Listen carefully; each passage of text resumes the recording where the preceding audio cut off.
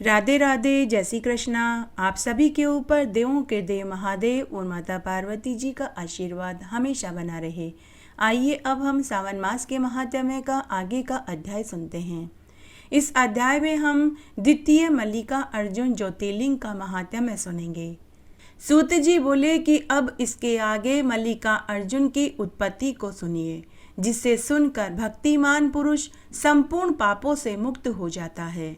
जब पार्वती पुत्र कुमार पृथ्वी की परिक्रमा कर फिर कैलाश पर आए और नारद जी ने गणेश जी के विवाह का सारा वृतांत कहा तो उनको अपनी बुद्धि से भ्रमित कर दिया।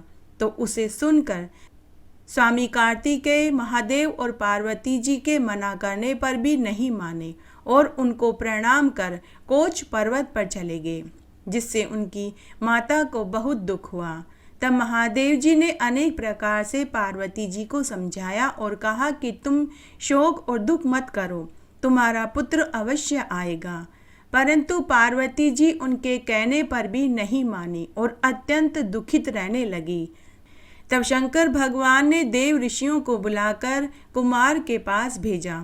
उन्होंने जाकर कुमार को बड़ी प्रार्थना करी कि आप घर लौट आइए। आपकी माँ को आपके चले जाने पर बहुत दुख हो रहा है। परंतु कुमार नहीं माने। जब स्वामी कार्तिकेय वापस आने के लिए तैयार नहीं हुए तो वे वापस लौट कर कैलाश पर आए और आकर उन्हें सारा समाचार कहा। तब कुमार के न आने पर देवी पार्वती जी पुत्र विरह से व्याकुल हो गई और शिवजी भी दुखी रहने लगे। उसके बाद दीन के समान लोकाचार करते हुए वे दोनों शिव और पार्वती जी स्नेह सहित वहां गए जहां कुमार स्थित थे। उधर जब कुमार ने सुना कि मेरे माता पिता यहां आ रहे हैं तो वे क्रोच पर्वत को भी छोड़कर उससे भी 3 योजन की दूरी पर चले गए। जब महादेव और पार्वती जी क्रोच पर्वत पर पहुंचे और उन्हें उनका पुत्र वहां नहीं मिला तो वे पुत्र स्नेह से व्याकुल होकर उन्होंने वहां अपनी ज्योति स्थापित कर दी तथा वहां से वे अपने पुत्र को देखने के लिए अन्य पर्वतों पर गए। परंतु अमावस्या के दिन शिवजी और पूर्णिमा के दिन पार्वती जी वहां निश्चय ही जाती रहती है। उसी दिन से मल्लिका अर्जुन में शिवजी का वह ज्योतिर्लिंग प्रसिद्ध हुआ, जो अपने दिव्य दर्शन से लोगों के पापों का नाश करता है।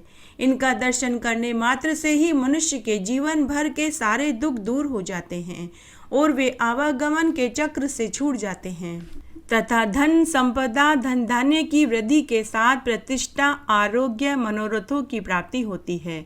इसमें कोई संदेह नहीं है। यह मल्लिका अर्जुन नाम का दूसरा ज्योतिर्लिंग मैंने तुमसे कहा, जिनके दर्शन से ही सुखदायक और सब लोगों का हितकारी हो जाता है। महाकाल ज्योतिर्लिंग उत्पत्ति और महिमा का वर्णन। ऋषियों ने कहा कि हे सूत जी, आप धन्य हैं जो व्यास जी के प्रसाद से सब कुछ जानते हैं। हे ईश्वर, आपने जो ये दूसरे ज्योतिर्लिंग की कथा सुनाई उसे सुनकर अभी भी हमें तृप्ति प्राप्त नहीं हुई है। अब हमें तीसरे ज्योतिर्लिंग की कथा सुनाइए। तो सूत जी कहने लगे कि हे विप्रो, अवश्य ही मैं धन्य और कृतकृत्य हूँ जो इस प्रकार की सत्संगति को प्राप्त हुआ, क्योंकि सज्जनों की संगति धन्य कर देने वाली होती है। इसीलिए मैं अपने को बड़ा भारी मानकर उस पाप नाशक कथा को तुमसे कहता हूँ। अवंती नामक एक शिवजी की प्रिय नगरी है, जो बड़ी ही पवित्र और संसार को पवित्र करने वाली तथा मुक्ति भुक्ति को देने वाली है। उसमें एक बड़ा ही शुभ कर्म करने वाला वेद पाठी श्रेष्ठ ब्राह्मण निवास करता था। उसके 4 पुत्र थे जो नित्य शिवजी की पूजा में तत्पर तथा माता पिता की सेवा में लगे रहते थे। उनमें पहले पुत्र का नाम देवप्रिय, दूसरे का मेघाप्रिय, तीसरे का सुकृत और चौथे का धर्मवाही था, जिनके पुण्य प्रताप से वह नगरी ब्रह्म तेजोमय हो गई थी। उसी समय वहां एक उत्तम चरित्र हुआ, जिसे तुम ध्यान से सुनो। रत्नमाला नामक पर्वत पर निरंतर धर्म का नाशक महाबली दूषण नामक दैत्यों का एक राजा रहता था। उसे ब्रह्मा जी से वर प्राप्त था, जिसकी प्रताप से वह अपने आगे संसार को तुच्छ समझता था। उसने देवताओं को परास्त कर उनको उनके स्थान से निकाल दिया तथा उस दुष्ट ने पृथ्वी पर वेदों स्मृतियों के धर्म को भी नष्ट कर दिया, किसी भी तीर्थ क्षेत्र में धर्म नहीं बचा। अवंती नगरी बड़ी ही रमणीय दिखाई देती थी, इसलिए उसने अपना विशाल सेना के साथ उस पर भी आक्रमण कर दिया। वहां के निवासी वेदज्ञ ब्राह्मणों को बड़ा कष्ट दिया। अपने 4 दैत्यों को बुलाकर उन्हें यह आज्ञा दी कि जैसे भी हो इनका वैदिक धर्म छुड़ा दो और ऐसा करो कि जिसमें वे मेरा कहना माने। तब उसके इस प्रकार के सब विचारों को सुन ये चारों दैत्य चारों दिशाओं में प्रचंड प्रलय की अग्नि के समान प्रदीप्त हो गए।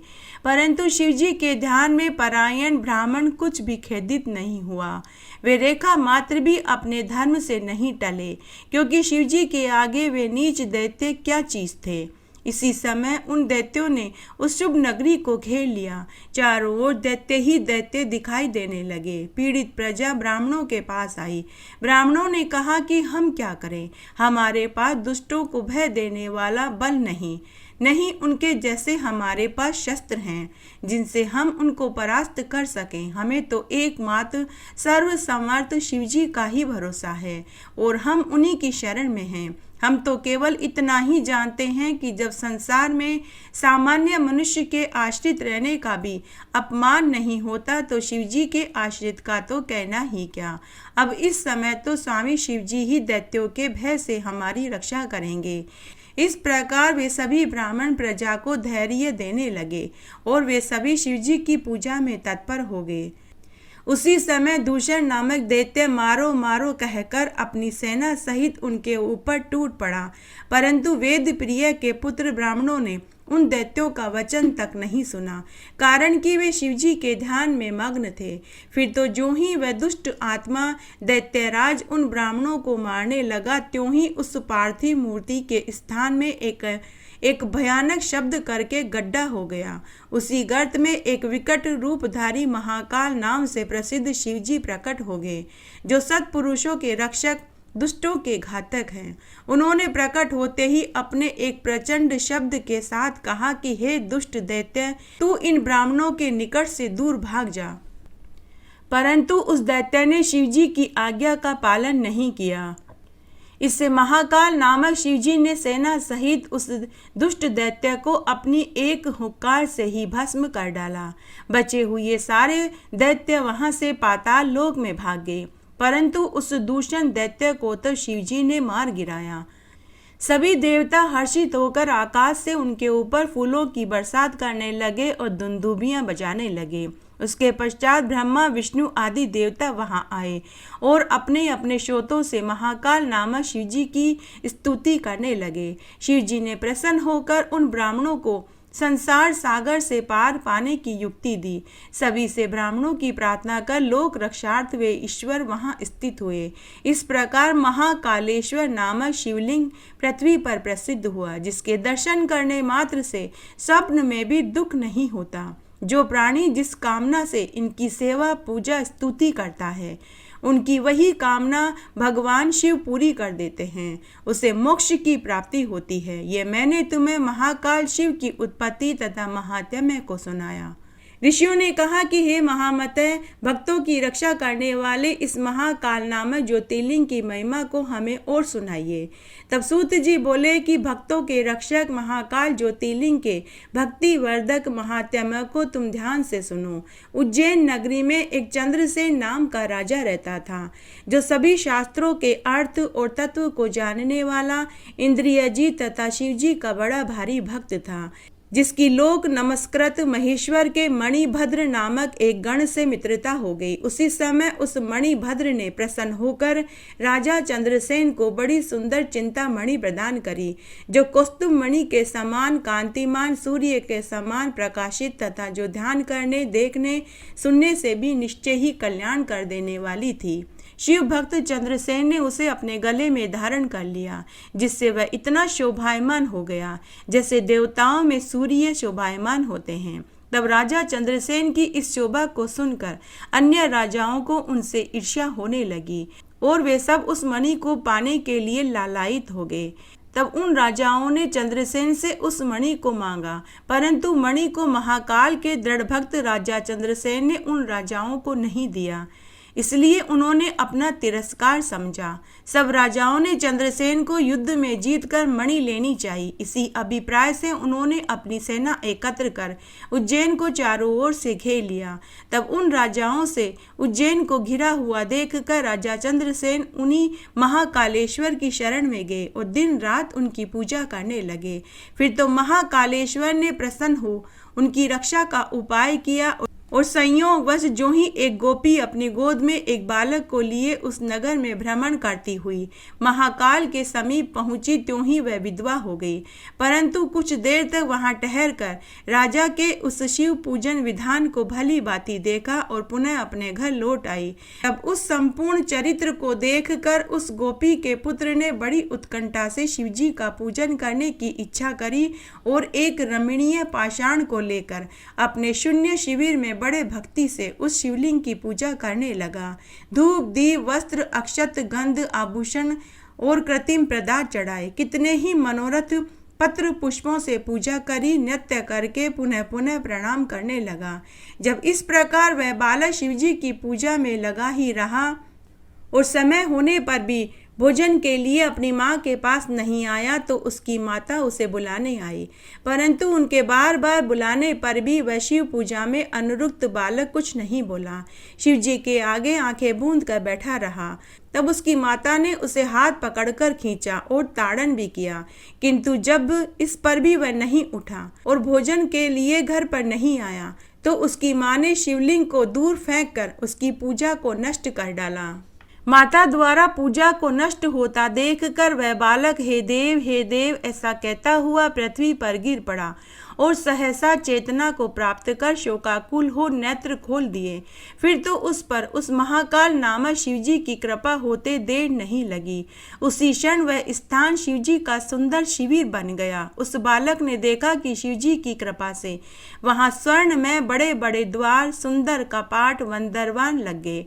वहाँ बड़ी ही सुंदर स्वच्छ नीलमणि की वेदियां शोभायमान हो गई, जिन पर अनेक अद्भुत सुवर्णों के कलश स्थापित हो गए तथा प्रकाशमान मणियों के स्तंभों से स्फटिक मणि जड़ित वह भूमि तल शोभित हो गया। गोपी पुत्र जिस पाषाण की पूजा कर रहा था वही उसके पूजन सहित कृपा सागर शिवजी ने रतन जड़ित ज्योतिर्लिंग के रूप में उस मंदिर के मध्य आविर्भूत हो गया। फिर तो इस चरित्र को देखकर उस बालक का मन एक साथ ही विस्मित हो उठा। वह क्षण भर के लिए परम आनंद सागर में मग्न हो गया। उसके पश्चात उसने शिवजी की स्तुति करी और पुनः पुनः प्रणाम करके सूर्यास्त हुआ देखकर उस शिवालय से उठकर घर को गया। वहां उसने जाकर क्या देखा कि उसका घर इंद्र भवन के समान सुवर्ण में हो चुका था, जिसमें उसकी माता दिव्य आभूषणों से दैदीयमान साक्षात देव वधू के समान स्थित होकर एक सुंदर सोने के पलंग पर सो रही थी। जब उस बालक ने घर में पहुंचकर सुख से पूर्ण हो शिव के दया की पात्र वाली जो अपनी माता को शीघ्रता से उठाया तो वह उठकर अद्भुत चरित्र को देखकर बड़ी ही प्रसन्न हुई। अपने पुत्र का आलिंगन करती हुई उसके मुख से गिरजापति शिव की प्रसन्नता को सुनकर प्रार्थना करने लगी। उसने कहा कि जो रात दिन शिव का स्मरण करता है वह ऐसे ही सुखी होता है। उसके बाद उस राजा ने भी अपना नियम समाप्त किया। रात्रि में वहां जाकर गोपीपुत्र के शिव के प्रसन्न कारक प्रभाव को देखा। उसके भी आनंद की सीमा नहीं रही। राजा चंद्रसेन प्रेम के आंसू बरसाता और शिव नाम उच्चारण करता हुआ बड़े प्रेम से उस बालक का आलिंगन करने लगा। उस समय अद्भुत दृश्य उपस्थित हो गया। सब लोग हर्ष से शिव कीर्तन करने लगे। इस अद्भुत चरित्र युक्त शिव महात्म्य को देखने से नगर निवासियों की वह रात्रि क्षण भर के समान ही बीत गई। इधर प्रातःकाल सब राजा उस नगर को घेर कर राजा चंद्रसेन से युद्ध करने के लिए आए। इस समाचार को सुनकर उन्हें भी महान आश्चर्य हुआ। उन्होंने कहा कि राजा चंद्रसेन तो शिव के बड़े भारी भक्त हैं और यह उज्जैन नगरी तो महाकाल की नगरी है, जिसमें इसको जीतना असंभव है। भला जिसके नगर में ऐसे शिव भक्त बालक हैं तो राजा चंद्रसेन का तो क्या कहना। जो महेश्वर का एकमात्र सेवक है। यदि हम लोग इसके साथ विरोध करेंगे तो शिवजी अवश्य हमारा विनाश कर देंगे। अतः यह तो मित्रता के योग्य है, दुश्मनी के योग्य नहीं। ऐसा करने से शिवजी हम पर भी कृपा करेंगे। ऐसा निश्चय कर उन सब राजाओं ने युद्ध का विचार त्याग कर महाकाल की नगरी में प्रवेश किया तथा राजा चंद्रसेन से मित्रता कर महाकालेश्वर शिव की पूजा अर्चना करी। इसके पश्चात उन सब राजाओं ने राजा चंद्रसेन के भाग्य की प्रशंसा करी और उस दिव्य गोपी के घर गए जिसका पुत्र बड़ा ही शिव भक्त निकला। वहां भी राजा चंद्रसेन सहित उन सब ने शिवजी की पूजा करी। गोपी तथा उसके पुत्र ने सबका स्वागत किया। सभी राजाओं ने प्रसन्न हो उस शिव भक्त गोप के पुत्र को बहुत सी कीमती वस्तुएं उपहार में दी तथा सभी राजाओं ने संपूर्ण देशों में जितने भी गोप थे उनमें उसी को राजा बनाया। इसी समय वहां सब देवताओं से पूजित वानरों के राजा हनुमान जी भी प्रकट हो गए, जिन्हें देखकर सब राजाओं ने नम्रता से उन्हें प्रणाम किया और उन सब के मध्य में पूजित वानरों के स्वामी हनुमान जी ने उस गोप पुत्र का आलिंगन कर सब राजाओं की ओर देखकर यह कहा कि हे समस्त राजाओं, हे मनुष्यों, शिवजी के बिना अन्य कोई मनुष्यों को गति देने वाला नहीं है। देखो, इस गोप पुत्र ने तो बिना मंत्रों के ही अपने स्वाभाविक प्रेम से कल्याणकारी शिवजी की पूजा करी, जिसे आज इतनी बड़ी भारी कीर्ति प्राप्त हुई है। और यही नहीं, यह यहाँ समस्त भोगों को भोग कर अंत में मोक्ष को भी प्राप्त होगा तथा इसके वंश की 8वीं पीढ़ी में यहाँ यशस्वी नंद नामक एक ऐसा पुरुष उत्पन्न होगा जिसके पुत्र रूप से स्वयं नारायण कृष्ण उत्पन्न होंगे तथा आज से लेकर यह गोपी पुत्र संसार में श्रीकर नाम से लोक में प्रसिद्ध होगा।